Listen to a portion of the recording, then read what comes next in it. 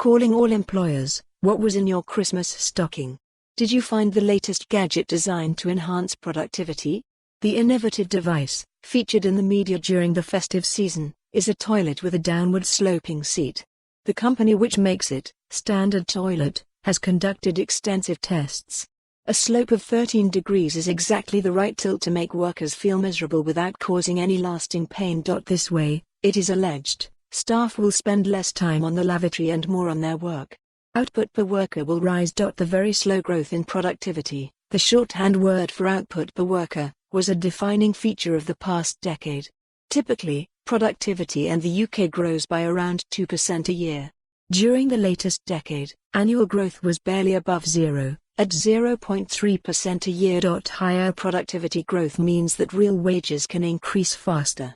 Bigger pay packets mean more tax receipts for the government, so spending on public services can also rise. Clearly, productivity growth needs to be boosted.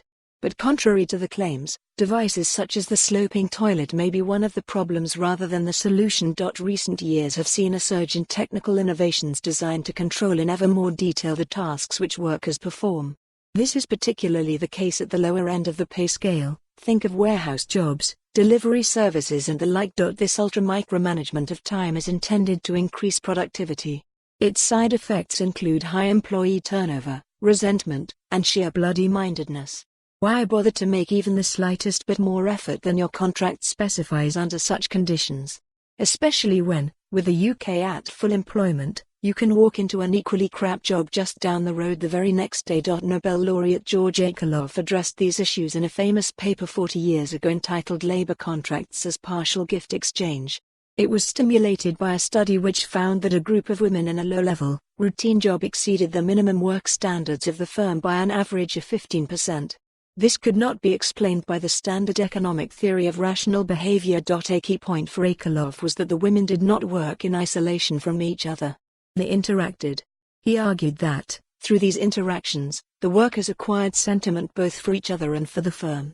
As a result, a situation developed which depended on the norms of gift exchange. On the workers' side, the gift given was work in excess of the minimum work standard. On the company's side, the gift was wages in excess of what these women could receive if they left their current jobs. The new tools of time and task micromanagement do the opposite. They are counterproductive, ensuring that virtually no employee will do more than the absolute minimum required by the contract. For more on this story, visit the news article link.